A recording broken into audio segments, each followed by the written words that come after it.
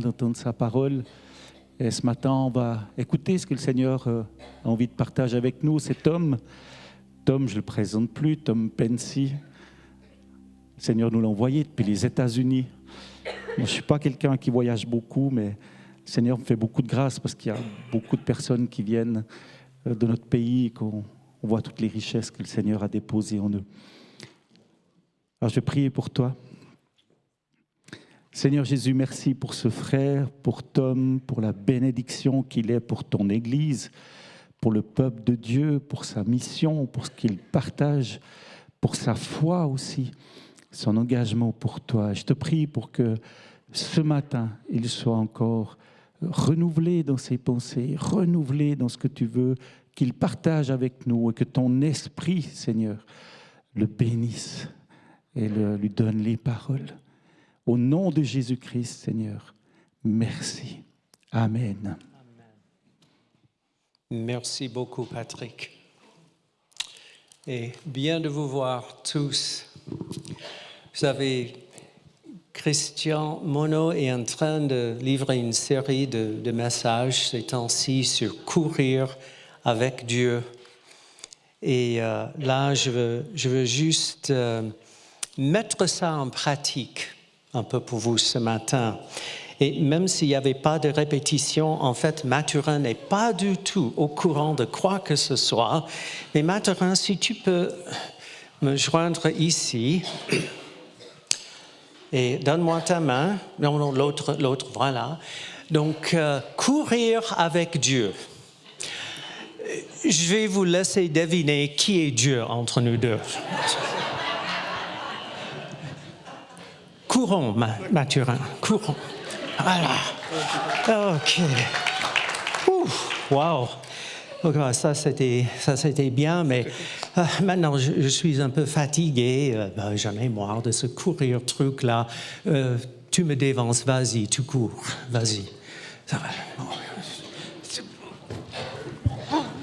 Un instant, Mathurin, mais tu m'as laissé tomber. Tu n'es pas là pour moi, mais qu'est-ce qu'il y a? Je ne comprends pas. J'ai cru qu'on était potes. Bon, tu peux t'asseoir. Tu peux t'asseoir. Oh. Oui. Courir avec Dieu.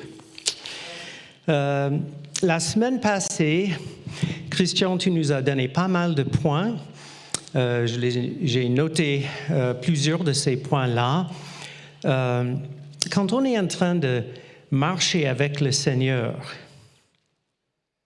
il dit « Soyez saints, car je suis saint ». Et aussi, le fait d'être à part pour Dieu, à part de tout ce qui est autour, pour être avec lui, pas de distance. On vient de chanter « Père, j'ai un seul désir, d'être près de toi. » Vas-y Dieu, tu cours. J'en ai marre, je suis fatigué. Et je me sépare de Dieu. Je me sépare de Dieu. Christian nous a dit marcher sur le bon chemin. Même si j'avais mis une distance entre Mathurin et moi, au moins j'ai suivi ses traces jusqu'à ce que je suis tombé. Pratique la justice. Pas seulement quelque chose de passif, mais actif. Pratiquer. C'est ce qui rend le problème tellement dur et difficile par rapport au péché dans nos vies. Et en fait, je pense que c'est la deuxième lettre de Jean. Il parle de quelque chose où il a dit de ne pas pratiquer le péché. Parce qu'il y a une différence entre « j'ai péché » et « j'en suis conscient, je veux retourner, aller dans l'autre direction, etc. Ou bien si je pratique le péché. Là, je dis, mais je m'en fous. Ça me fait plaisir. Je vais le faire. Peu importe ce que les autres pensent. Si on peut pratiquer le péché, ce que le Seigneur dit, non, non, non, non, il ne faut pas, on peut aussi pratiquer la justice. Que ça fait partie intégrante de notre vie. Christian nous a dit, soyez de même caractère que Dieu. Il a parlé des choses comme le pardon, la compassion, la miséricorde, la bienveillance. Et ce sont des bonnes choses à pratiquer. Soyez comme notre Maître, notre Seigneur. Il a dit aussi courir en obéissance avec Dieu, selon les lois de Dieu, selon son cœur, ce qu'il nous apprend à faire et à vivre. Obéissance. Et de ne pas être comme Tom quand je n'ai pas couru avec Mathurin à la fin, je l'ai laissé partir. Bon, on peut dire que Mathurin m'a laissé, hein? Ah, merci beaucoup. Hein? Mais en fait, c'était moi qui m'étais éloigné de lui. Je n'ai pas bougé quand Mathurin a couru. Donc, c'était la responsabilité de qui? Je dis la responsabilité de qui? Pour éviter de prononcer le mot, c'était la faute de qui? Bon, on n'aime pas entendre ce mot-là, la faute. Tu es fautif. OK, ma responsabilité. Donc, Christian a dit, dernière phrase de la semaine passée, ne laissons pas notre désobéissance, mais un mur entre nous et Dieu. Un mur ou bien une distance. Mais en tout cas, loin de ce qu'on a chanté tout à l'heure, j'ai un seul désir, rester près de toi. Tout ça, c'est une introduction à un message qui en fait 3 parties. Vous allez recevoir un des 3 messages ce matin. Ne craignez pas pour le rôti dans le four à 12h30. Mais si on veut élever, éduquer une personne, si on veut construire une société ou toute une nation, il faut avoir des choses fondamentales, des choses solides à la base de ce qu'on est en train de construire. Bon, j'avais mis dans un des messages la vérité comme un bon fondement, l'amour comme un bon fondement, évidemment. Mais aujourd'hui, j'ai choisi le meilleur pour vous. Oui, la haine. Oui, apprenons à haïr. Oh là là, il faut filmer jusqu'au bout, hein? Il ne faut pas couper à ce moment. Je ne vais plus être capable de prêcher en Suisse romande. OK. Mais là, tu dis, moment, Tom, tu te trompes. Hein? La haine, ce n'est pas une bonne chose. Nos parents nous ont dit de ne pas haïr les autres. La Bible nous dit de ne pas haïr. Ou bien, est-ce que la Bible dit vraiment ça? Non. Dans la Bible, on trouve dans le livre d'Ecclésiaste, chapitre 3, versets 1 et 8. Il y a un temps pour tout. Un temps pour aimer et un temps pour haïr. Dis donc, qu'est-ce qu'on va faire avec cela? Surtout quand Jésus nous dit il faut aimer vos ennemis, pas les haïr. Contradiction dans la Bible? Non. Mais tout tourne sur quoi on dirige notre haine. Je n'ai pas dit sur qui, j'ai dit sur quoi. C'est vrai qu'il y a plein d'exemples dans la Bible où les gens haïssaient les autres. Et si vous regardez la fin des histoires comme ça a causé beaucoup de dégâts, beaucoup d'injures, insultes, la mort, les blessures de toutes sortes. Mais regardons dans le livre de Proverbes. Jacques, si tu peux mettre Proverbes 6, 16 à 19. Il y a 6 choses que haït l'Éternel, et même 7 qu'il en a horreur.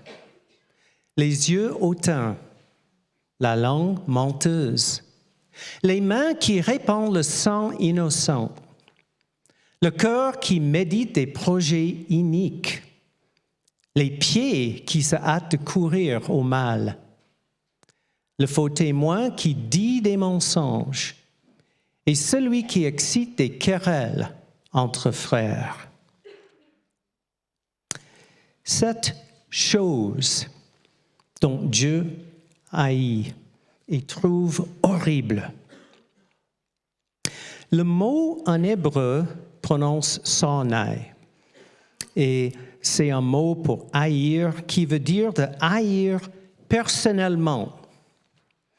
Et c'est pas parce que je choisis de t'haïr personnellement, Patrick.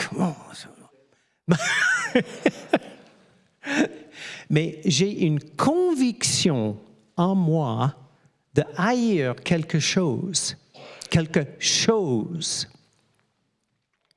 qui n'est pas juste ou correct. Mais ça devient une conviction personnelle en moi. C'est aussi de haïr quelque chose qui est complètement odieux, détestable, terrible. Et on utilise même un autre mot en hébreu pour parler de ces choses-là, c'est les choses abominables. Des choses qui sont dégoûtantes moralement, aberrantes. Ça peut être une coutume, un objet, associé souvent avec l'idolâtrie. Et ça ne cesse pas là. Si tu peux mettre aussi, Jacques, le psaume 101, versets 2 à 5. Je prendrai garde à la voie droite. Ça sonne un peu l'obéissance dont tu as noté la semaine passée, Christian. Je prendrai garde à la voie droite. Quand viendras-tu à moi? Je marcherai dans l'intégrité, dans l'obéissance de mon cœur, au milieu de ma maison. Et maintenant devient la désobéissance. S'il y a une distance à créer dans nos cœurs et dans nos vies avec ce qui peut nous nuire, nous tâcher, nous fait trébucher, c'est ces choses-là. Je ne mettrai rien de mauvais devant mes yeux. Je haïs la conduite des pécheurs. Je ne haïs pas les pécheurs. Je haïs la conduite des pécheurs. Elle ne s'attachera point à moi. Là, je peux courir loin de quelqu'un, séparément. Je ne m'attacherai point avec ces personnes. Je vais me distancer. Le cœur pervers s'éloignera de moi. Je ne veux même pas connaître une telle personne. Celui qui calomnie en secret son prochain, je l'anéantirai. J'ai une meilleure traduction dans ma Bible. anéantirai, ça semble un peu fort. Mais je m'éloignerai de lui. Celui qui a des regards hautains et un cœur enflé, je ne les supporterai pas. Wow! Ce n'est pas du tout un jugement ici. C'est un exemple et un encouragement pour nous tous de faire de même, de nous distancer de ce qui n'est pas juste, de ce qui n'est pas correct, de ce qui est blessant. Je me souviens, pour m'éloigner, j'étais en train de vendre des chaussures dans un magasin pour payer mes écolages à l'université. Et il y avait toute une équipe de gars qui faisait partie de notre magasin. Et bien sûr, comme souvent, on avait des temps, pause café ou d'autres. On est en train de se mettre autour de la table. Et certains qui ont mis des magazines pornographiques sur la table, qui ont commencé à dire certaines choses pas très géniales. Et je n'ai pas monté sur la chaise pour prêcher une prédication. Il ne faut pas, les gars, non, non, non, non. Mais je ne suis pas resté non plus. Et j'ai commencé à vraiment tisser une bonne relation, une amitié avec le sous-chef du magasin. Et je l'avais partagé mon cœur sur beaucoup de choses. Et j'avais dit combien Jésus est précieux pour moi. Ma vie était transformée. Il y a des choses nouvelles dans ma vie. Et on a eu une bonne amitié. Et, après 2-3 mois, quand il faisait temps pour la pause café, et les magazines sont sortis, et des mauvaises blagues, etc. J'ai jamais rien dit. Mais mon sous-chef, tout à coup, il a dit « Hé, les gars, ça suffit. Débarrasse la table de ça. Arrête de parler comme ça. Tom est ici. Arrête. » J'avais rien dit, moi. Et pourtant, notre influence sur les autres peut faire une différence, même dans la société autour de nous. Si on se distance de ce qui est mauvais, là, on peut courir avec Dieu. Si on ne met pas de barrière entre Dieu et nous, on arrête avec la désobéissance. On peut changer le monde. Et ce sont des choses comme ça qui sont importantes, voire précieuses, vraiment, dans les yeux de Dieu. Donc, si tu peux remettre, Jacques, le Proverbe, chapitre 6, ce passage-là. Ici, ça parle plutôt d'une liste de comportements à éviter. Et je sais que ça dit le faux témoin. Bon, Dieu haït le faux témoin. Dieu haït qu'on dit des mensonges. La langue menteuse, le faux témoin qui dit des mensonges, Dieu est contre cela. Il y a plein de versets dans la Bible qui parlent d'aimer nos ennemis, que Dieu prend aucun plaisir dans la mort de quelqu'un qui est mauvais, qui est vraiment coupable de quelque chose de terrible. Il y aura un jugement. Il y aura la mort de ces personnes-là pour leurs actes, pour leurs crimes, etc. Mais Dieu ne prend aucun plaisir parce que c'est une personne qui est créée dans son image, qui n'est pas entrée dans une relation personnelle avec le Seigneur. Et Dieu ne veut pas les perdre. Pas une seule personne. Donc, on n'est pas en train de haïr les individus. Mais pour un individu qui dit des mensonges, on haït les mensonges. Pour celui qui, on dit, excite des querelles, meilleur mot pour nous faire comprendre, ce qui incite des querelles. Quelqu'un qui est celui qui démarre le processus.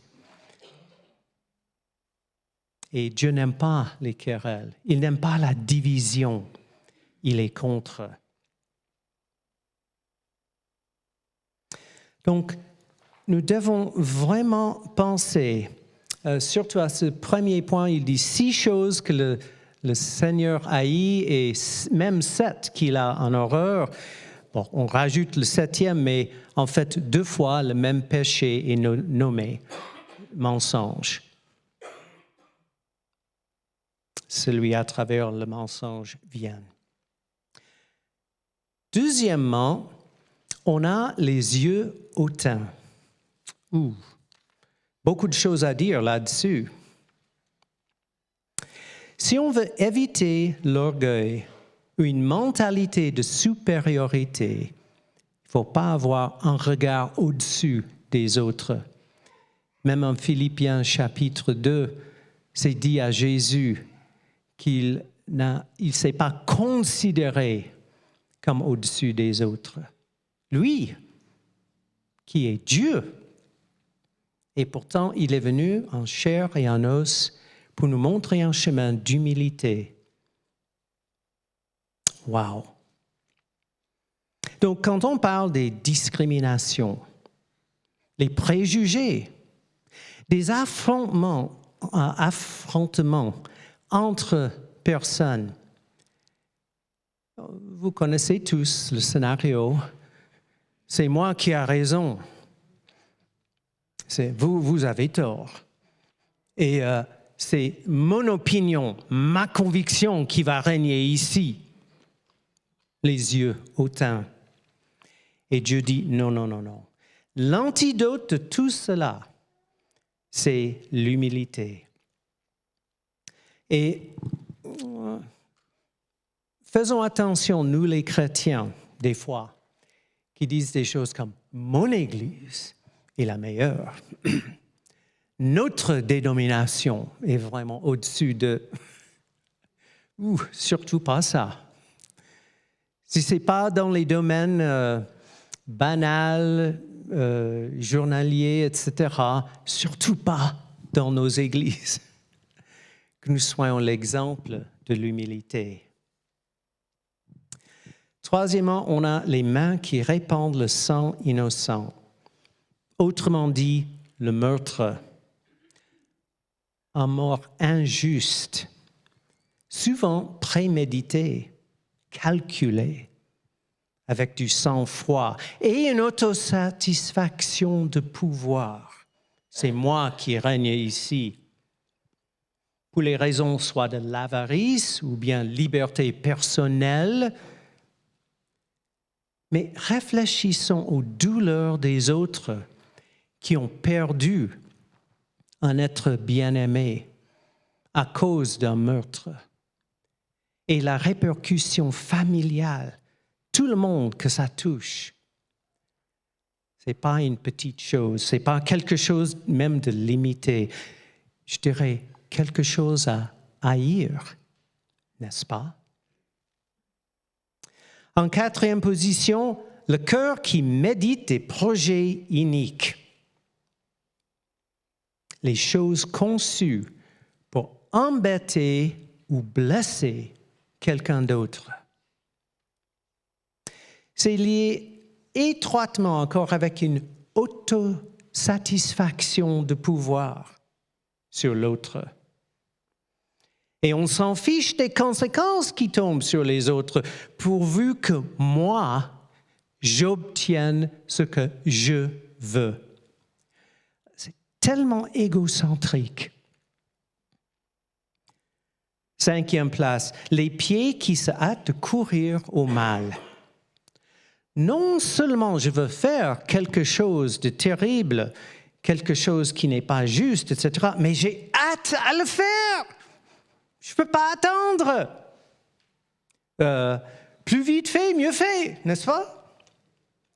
Je veux que mes désirs soient satisfaits, mes désirs soient satisfaits le plus vite que possible.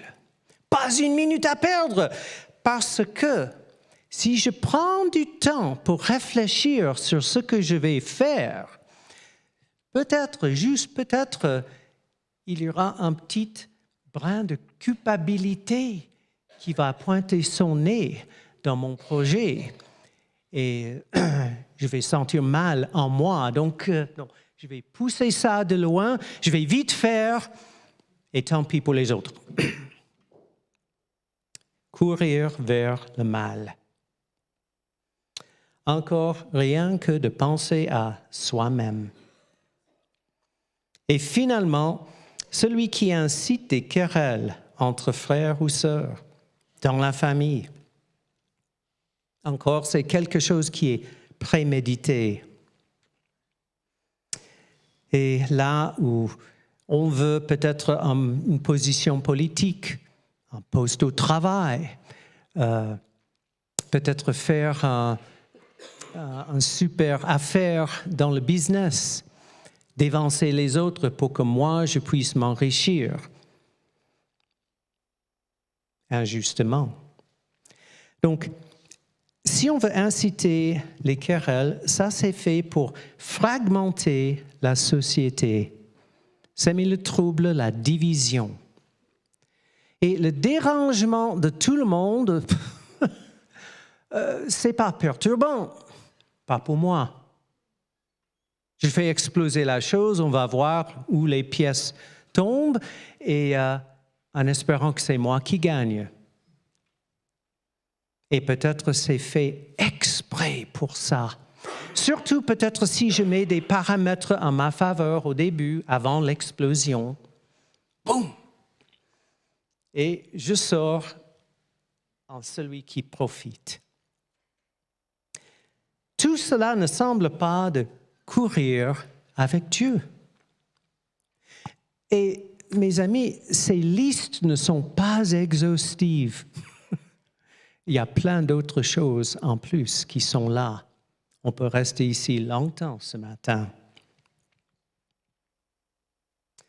Mais si nous nous trouvons soit impliqués ou teintés par de telles choses, là, la Bible est claire. Attention, attention. Le verset 15 en Proverbe 6 dit « La ruine de celui-là arrivera subitement, brisé et sans remède. » Des fois, on pense oh, « je suis intouchable. Rien de mauvais va me tomber dessus. J'ai dévancé tous les autres. Je suis dans la bonne position, etc. » Et Dieu dit « Non, non, non, non. Tu penses, mais ce n'est pas vrai. Il y aura un jugement. » Des fois, ça se passe ici-bas. Des fois, ça va être plus tard, devant lui et éventuellement loin de lui. Mais tout simplement, il ne faut pas qu'on succombe à de telles choses. Le Seigneur nous dit de ne pas vivre dans un tel style de vie, mais plutôt de, courir avec lui, de ne pas lâcher sa main. Et il nous donne dans sa parole tous les points essentiels à suivre. On n'est pas ignorant de ces choses, sauf si on n'ouvre jamais la couverture de notre Bible. Ou bien on fait comme ça au culte quand il projette la parole de Dieu. Non, nous avons les possibilités devant nous, toujours. Une bonne éducation, des bons points pour vivre, pour courir avec Dieu. Donc, nous avons une responsabilité personnelle d'améliorer ce monde. Il ne faut jamais s'arrêter à « est-ce que ma vie va bien? Est-ce que je suis dans le bon endroit? Je suis heureux, etc. » Et shalom sur vous. Shalom, vous savez, c'est un type d'amen, mais ça va plus que ça. C'est l'entièreté de la vie, que la vie entière, que la bénédiction entière puisse rester sur vous. Shalom. Mais ce n'est pas que pour nous individuellement. C'est pour la société, la nation autour de nous. Et si nous sommes en train de courir avec Dieu et de ne pas mettre une distance entre lui et nous, ça doit être pour le bénéfice de tous autour de nous. C'est la raison pour laquelle Dieu nous a appelés. Jésus est mort pour tous les péchés de tous les pécheurs. Sauf que beaucoup de personnes ne sont pas au courant de ça, ou bien certaines qui refusent. Mais ce n'est pas la volonté de Dieu qu'ils refusent ou bien qu'ils restent ignorants.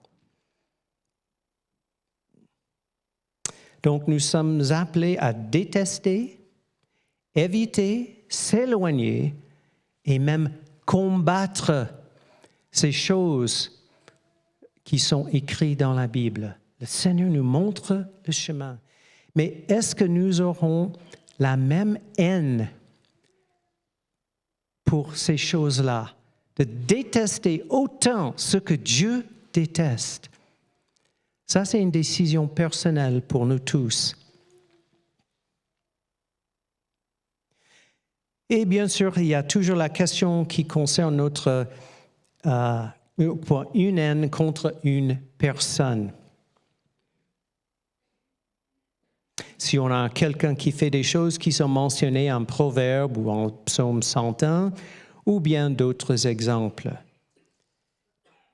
Ça peut être un ennemi, quelqu'un qu'on n'aime pas forcément, qui est éloigné, etc., quelqu'un qui nous embête. Ou bien ça peut être même un ami, membre de la famille. Mais on a ces gens-là dans nos vies. Est-ce qu'on va terminer par les haïr, de nous séparer d'eux? Garder une distance loin de leurs péchés, oui. Mais si on est en train de, avec nos yeux hautains, des fois, j'ai la vérité. Je suis chrétien. Je connais ce qui va se passer avec ceux qui s'éloignent de Dieu. Et, terrible pour eux, mais ils le méritent, etc. Et si j'ai un regard, un sentiment dans mon cœur, j'aime pas ce qu'ils font, mais Jésus est mort sur la croix pour eux, juste comme pour moi. Et combien de choses, moi, j'étais pardonné par Dieu. Moi. Et nous sommes tous dans le même sac, la même position avec ça. Il n'y a personne ici qui n'était pas pardonné. Et merci Seigneur pour ton pardon. Est-ce que nous allons garder dans nos propres cœurs un amour, l'amour du Seigneur pour ces gens qui sont éloignés? Ou bien est-ce qu'on va se canter de les juger? Ils le méritent, voilà. Ou bien est-ce qu'on va dire, Dieu aime cette personne, que je puisse aussi amener le message et l'amour de Christ envers cette personne. C'est le but vers lequel Dieu est en train de courir. Est-ce que je vais courir avec lui dans ce but? Cela peut bénir, changer, transformer la vie d'une personne, de toute une société, de toute une nation. Donc, pour clore, il suffit de dire que nous avons la responsabilité personnelle d'agir selon les principes de Dieu. J'insiste là-dessus, d'agir. Bon, Dieu, tu vas le faire. Dieu, touche-le, amen. Dieu bénit-la, amen. Tu le fais, Seigneur. Non. Dieu nous appelle. Allons dans toutes les nations du monde pour faire des disciples des nations. La responsabilité est la nôtre. Et c'est un privilège, les amis. Donc, agissons selon les principes de Dieu. Prenons position contre ce qui est mauvais et blessant. Choisissons-nous de le faire. Choisissons de le faire. On a la phrase de Sir Edmund Burke, un Anglais, qui a dit la chose suivante. La seule chose nécessaire pour que le mal triomphe est que les bonnes personnes ne font rien. Ne soyons pas parmi eux, les amis. Gardons la main dans la main de Dieu. Courons avec lui. Haïssons le mal, haïssons la désobéissance vers Dieu. Courons avec Dieu. Prions. Seigneur, je te remercie que tu nous donnes tant d'exemples, tant d'amour pour comment marcher, courir avec toi. Je te remercie, Seigneur. Et pour ce qui est vraiment haineux, pour ce qui est débile, pour ce qui détruit, qui déchire, Seigneur, que nous puissions avoir le sentiment de haine contre ces choses, d'être vraiment dégoûtés par ces choses-là. Et Seigneur, que nous lâcherons jamais ta main, mais toujours courir, marcher avec toi en avant vers ce qui est bon, agréable, juste, beau. Pour ta gloire, Seigneur, et pour un shalom dans nos vies et la vie des autres autour de nous. Amen.